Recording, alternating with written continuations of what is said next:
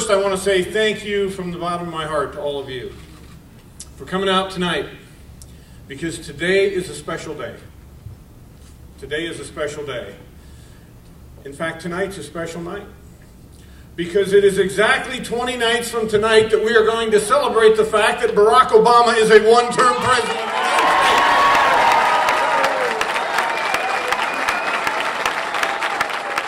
Because in this race, I get asked all the time, Richard, what is it you want to do? Why do you want to go to the United States Senate? Well, let me start with this. I want to go to the United States Senate not just to have an office, not just to hold a title, but to live up to the words that Mitch Daniels has used so often to describe the Republican Party of Indiana, which is to say, we are the party of purpose. We don't just run for offices to have a title in front of our name, just to hold power. There's no point in that. It's the party of purpose. And what has the party of purpose done in Indiana? We have lowered corporate taxes. We have constitutionally capped property taxes. We are phasing out the inheritance tax. We reduced government spending, not that old Washington, D.C. trick of saying we're going to raise it 5% and then we cut it 2% and say we saved that because it was just the rate of increase. Oh no. In Indiana, we actually spent less in 2010 than we spent in 2009, and we've been flatlined ever since. 20 nights from tonight. 20 nights from tonight. I am excited. I will tell you, I could not be more thrilled with what we're seeing in polling. Not be more thrilled than when I come into rooms like this that are filled. It's happening all over Indiana, and I'll tell you, it's happening all over America. I believe we're going to have a Republican majority in the House of Representatives. We're going to have a Republican majority in the U.S. Senate. And yes, we are going to elect Governor Mitt Romney as the next president of the United States. It is really, really great to be back in Indiana. I thank all of you for the warm welcome. And I'm thrilled to be here for Richard. I was here a few weeks ago for Governor Mike Pence. Oh, soon to be Governor Mike Pence. And of course, Richard and I had met out at the CPAC convention in Chicago and had a chance to talk then, and then we got to reacquaint with each other at the event for Congressman Pence. And I said to him, Richard, you need my help.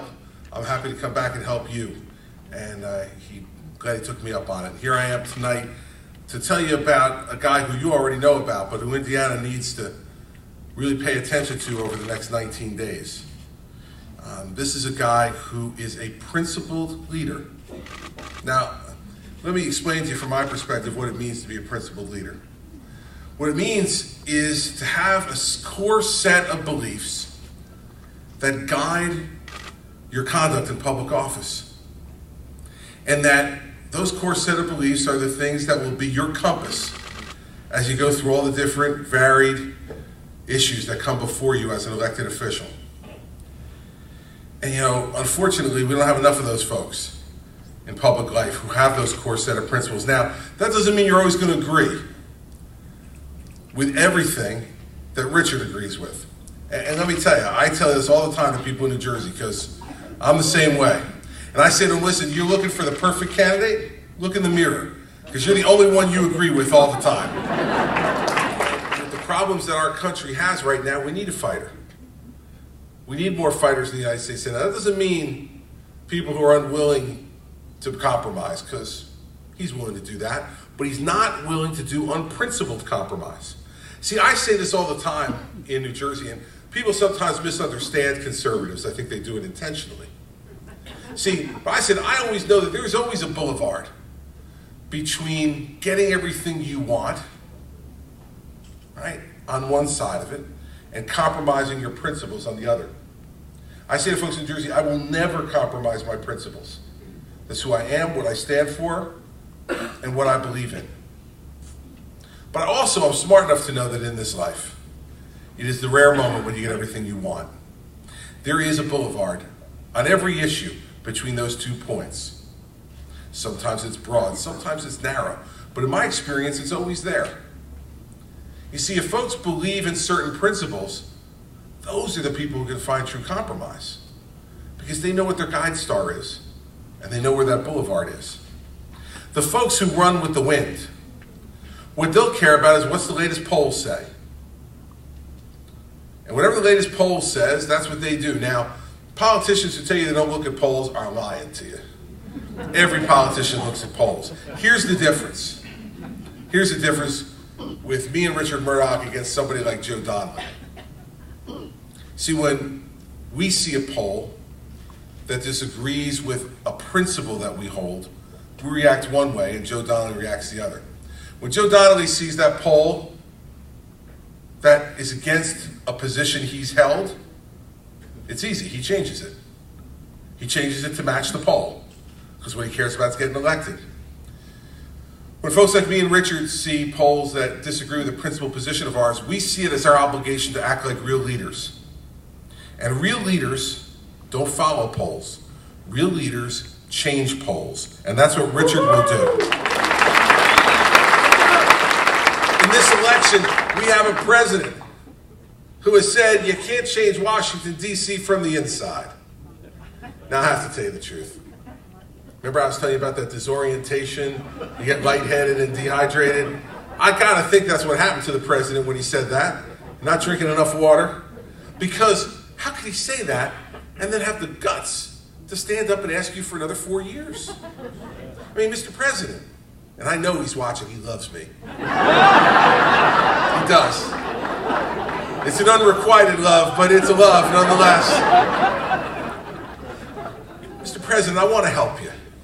You see, you've lived inside 1600 Pennsylvania Avenue for the last 4 years. If you can't change Washington, D.C. from inside the White House, then it's time for us to give you that plane ticket back to Chicago that you have earned.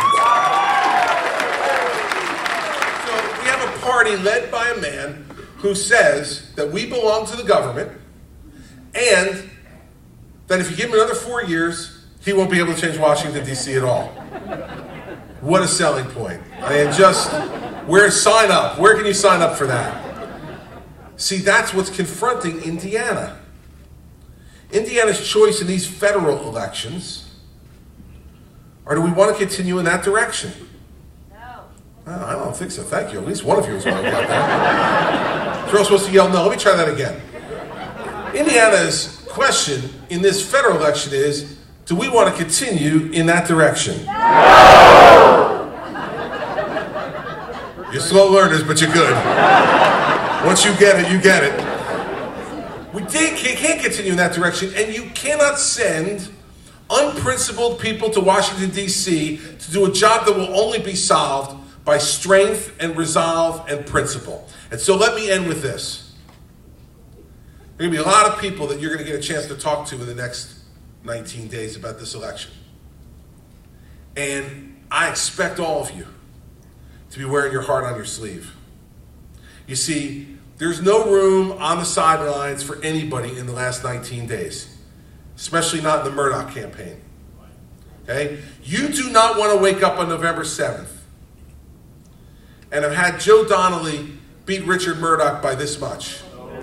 You wake up on November 7th thinking to yourself, I could have done a little bit more. I could have knocked on some more doors. I could have made some more phone calls. I could have spoken to more of my friends and relatives. I could have done something more that could have given us a principled leader in the United States Senate rather than Joe Donnelly. You don't want to wake up with that feeling. You want to wake up on November 7th understanding to your core that you're part of a movement that began putting America back on the right track. That's what you want to do.